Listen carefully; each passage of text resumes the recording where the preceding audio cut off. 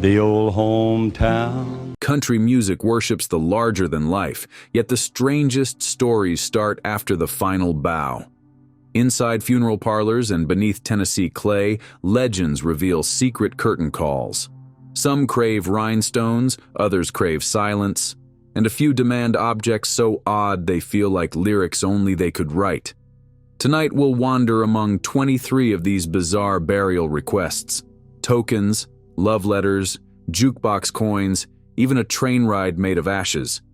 Each demand is a last verse, reminding us that showtime ends only when the songwriter says so, not when the spotlight dies. Ernest Tubb feared silence more than critics. His final order was simple: slip a jukebox token and a fresh pack of guitar strings into his pocket. The token paid for songs wherever he drifted. The strings promised his Martin would never fall mute. Roadies watching the ritual said it felt like a backstage tune-up before an encore. Intimate, unshowy, and strangely comforting. They walked away believing Tubb had merely stepped out to smoke, melody already rattling somewhere beyond the clouds. Farron Young swaggered through honky-tonks but scripted a goodbye drenched in vulnerability. He left a letter to be read over his coffin, ending with the plea, "Y'all forgive me." No spotlight, only paper rustling and hearts cracking. Those 3 words reframed years of bar brawl headlines and temper flare-ups. Fans who once rolled eyes at his antics suddenly heard a bruised soul begging absolution. Long after the hearse pulled away, that shaky apology still echoed like a lonely steel guitar. Gene Shepard shattered country's boys' club barrier with a voice sharper than barbed wire, and she refused to let that victory dim in death. Her instructions were blunt: no male performers, none, not even a pallbearer humming. When the first hymn rose, it was carried by an all-female band, harmonies interlacing like quilt squares, stitched by generations of unheard matriarchs. Without the anchor of baritone lines, every soprano soared, tasting fresh oxygen. One journalist muttered it felt like the air had been cleaned of cigar smoke. Attendees swore the ceiling lifted an inch as each verse floated upward, proof that Shepard's fight wasn't finished. Merely handed to the next daughter clutching a guitar, Porter Wagoner wanted one last spotlight, so he ordered his brightest rhinestone suit and borrowed Opry lights to shine on the casket. When the bulbs flared, the coffin glittered like a spinning mirror ball. For an instant, mourners expected Porter to pop up and belt, "Green, green grass of home." Instead, only the soft electric hum remained, a silent encore proving that showmanship can dazzle even after the voice behind it has gone still. Tammy Wynette, queen of heartbreak ballads and sky-high wigs, choreographed a farewell as glamorous as any spotlight entrance. She requested full performance makeup, false lashes, and her finest platinum wig, insisting that fans remember her exactly as she had looked leaning into the microphone on tour. Beauticians worked for hours in near silence, smoothing rouge and blending shimmer until her skin caught the light like porcelain. When the casket opened, gasps rippled through the pews. It was as if a spotlight had ignited inside that narrow space. Even die-hard skeptics wiped away tears, realizing the First Lady of Country Glam had managed to direct her own final close-up, immortality sealed beneath perfect eyeliner. Johnny Cash spent decades singing about chains, flames, and redemption, yet his goodbye arrived clothed in quiet humility. He forbade new clothes, forbade flashing bulbs, and asked for nothing but a plain pine box carried by family hands. There was no band, no media riser, just scripture whispered over soft guitar. The man in black, who once walked into Folsom Prison armed with a grin, walked into eternity with the gentlest footsteps imaginable. Observers said the hush felt heavier than any roaring applause. It became the truest rebel yell he ever issued, turning simplicity into a thunderclap. Even the pine knots seemed to glow, as though humility itself were carved into the grain. George Jones, the possum who turned pain into pure Tennessee gold, made only one rule for his send-off. The music had to be live, real, and raw. No canned tracks, no studio polish, and absolutely no auto-tune. Friends jammed on a makeshift stage wedged between flower sprays, fiddles sawing against stained glass while family members belted harmonies too ragged for radio. Notes cracked, strings broke, and somebody missed a chord change, but nobody cared. The performance was chaotic and thrilling, exactly how Jones believed country should sound when God is keeping score in the balcony. Listeners later swore the off-key moments felt like honest confessions, not mistakes. Patsy Cline's final request revealed a tenderness that stage lights could never fully show. She asked to be buried cradling her personal Bible, its leather cover softened by years of motel room prayer, alongside a rose-stitched handkerchief sewn by her mother. When the crowd passed the open coffin, they saw not the fearless siren of crazy, but a daughter wrapped in faith and family, a quiet portrait unblemished by fame. Many swear the scent of fresh roses lingered longer than the perfume of any floral wreath, as if the handkerchief itself exhaled memories of home. In that still air, stardom bent the knee to nostalgia, and nobody remained unmoved. Minnie Pearl refused to let mourners drown in tears, so she secretly recorded a string of jokes to play at her own visitation. Midway through the service, hidden speakers crackled, and Minnie's familiar "howdy" erupted, startling sobs into laughter. One punchline involved a chicken, a preacher, and a broken pickup door. The sanctuary echoed with giggles, then open laughter, then outright wheezes. For a moment, grief looked foolish, standing there in its somber suit while Minnie strutted around it in audio form. By the final gag, guests were wiping eyes for two different reasons, delivering on her last wish that nobody walk out heavier than they walked in. Conway Twitty's hair was a character almost as famous as his velvet growl, so rumor claims he ordered the prize toupee buried right on top of him. The funeral home kept quiet about the truth, but fans studied grainy service photos like detectives, searching for a telltale wave of pompadour silk. Whether the story is gospel or gossip, it endures because it mirrors Twitty's obsession with presentation. Even in death, the man who crooned about cheating hearts refused to let the spotlight catch him unprepared. Image, it seems, can chain a legend tighter than any hit single, and fans wouldn't have wanted it any other way. Jim Reeves treasured the warm mahogany timbre of his guitar more than trophies, so he demanded it accompany him underground, even if undertakers had to snap the neck to fit. Horrified friends brokered a gentler compromise. The guitar would rest intact on top of the coffin during the service, then slide inside at the final moment. Legend says tiny scratches appeared near the sound hole, evidence of the frantic shuffle. True or not, the image endures because it explains Reeves's devotion in one stark gesture. The voice may stop, but a beloved instrument keeps humming in the dark. Listeners later claimed they could almost hear phantom chords rising from the grave.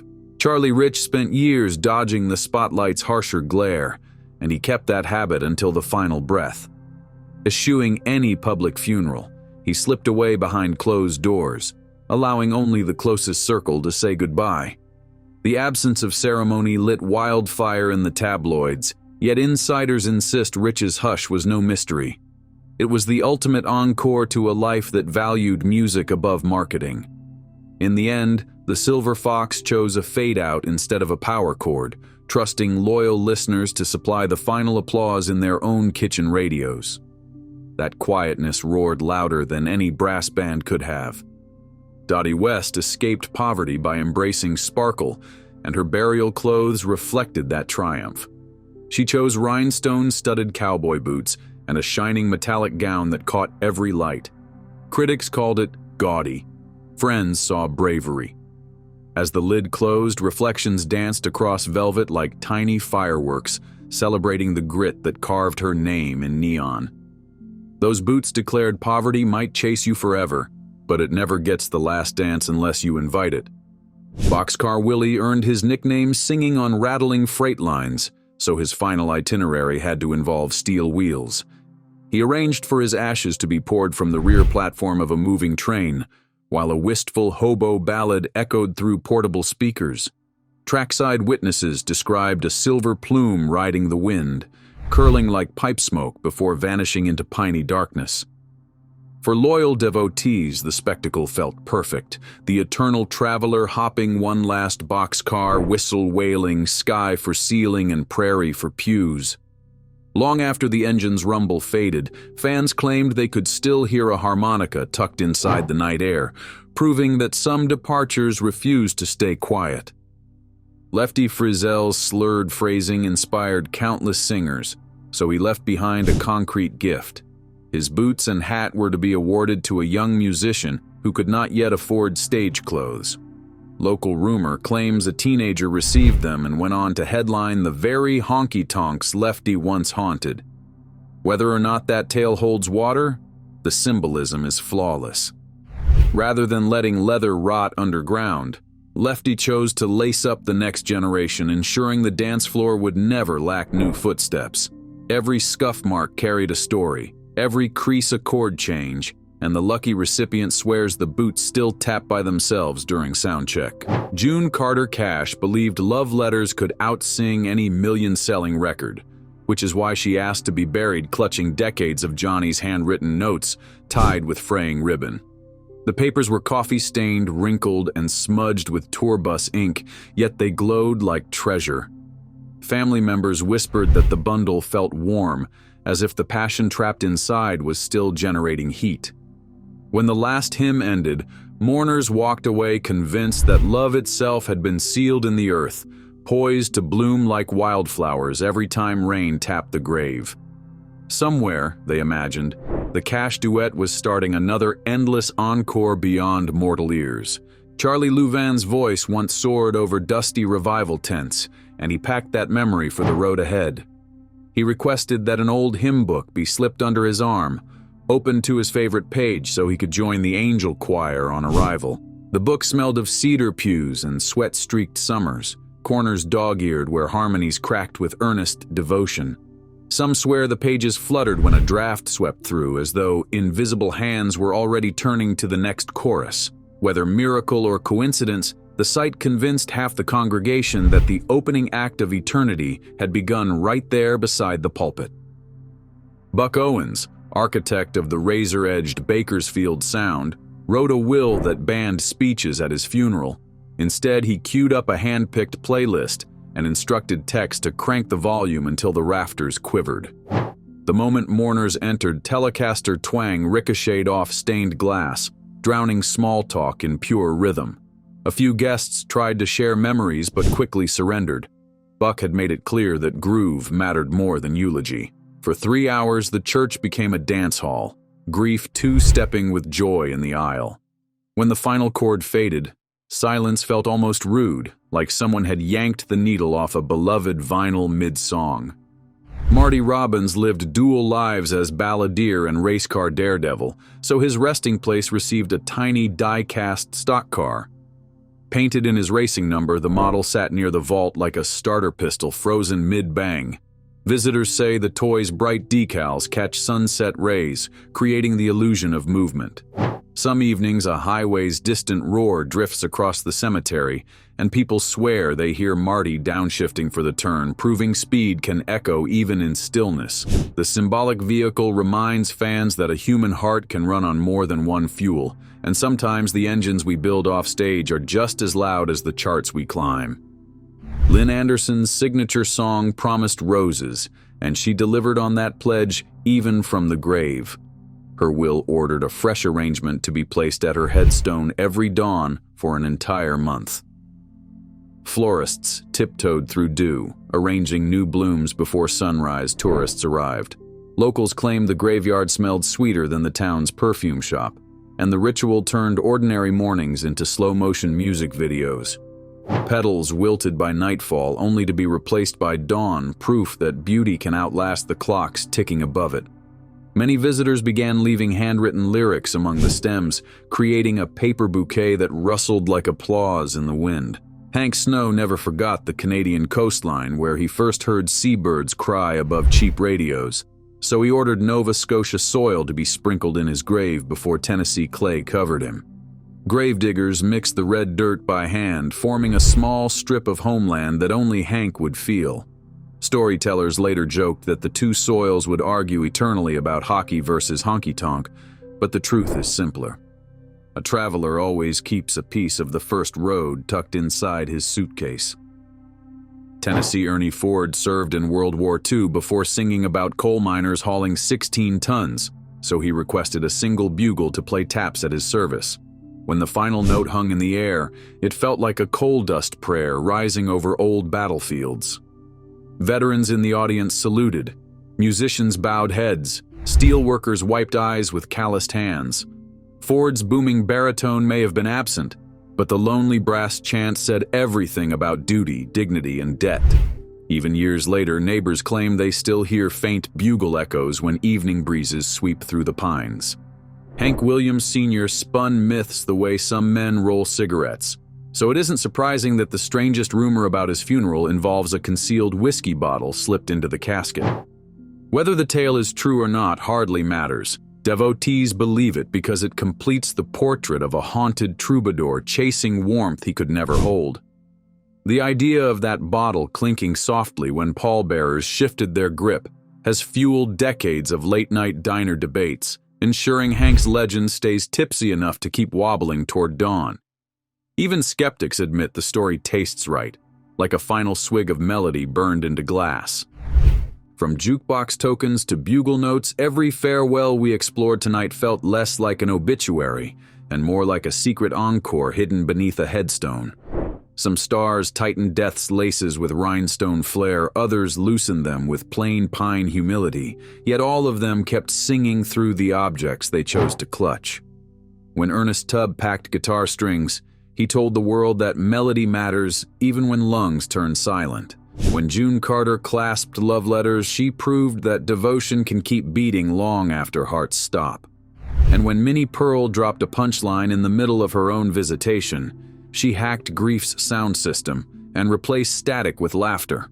If you listen closely, these tales create a backstage map for anybody strumming through everyday life. The map says legacy isn't carved by the size of the venue, but by the size of the intention tucked inside a pocket, a glove box, or a folded envelope. We might never headline the Opry, but we all decide what echoes after the final applause fades. Maybe it's a library card, proof that curiosity kept the lights on upstairs. Maybe it's a half-finished song scratched on a diner napkin, promising that imagination refuses to clock out. Maybe it's nothing at all, just peace, like Johnny Cash wanted, pure enough to leave the pine knots shining. Whatever shape it takes, the encore you script today will play for an audience you'll never meet. So think about it while the credits roll. What object, what scent, what fragment of sound tells your truest story? Drop your answer in the comments and read a few from strangers who, like you, are deciding how to illuminate the darkness when their curtain falls. If this video earned your time, hit like so the algorithm keeps the jukebox spinning, and subscribe for more unsettling country lore. Next week, we're chasing rumors about stage ghosts that tune guitars at midnight. Until then, keep your strings fresh, keep your stories loud, and remember, the greatest hit you'll write might be the one that truly plays long after you're gone. If you enjoyed this video, like and subscribe, and also click the next video shown on your screen.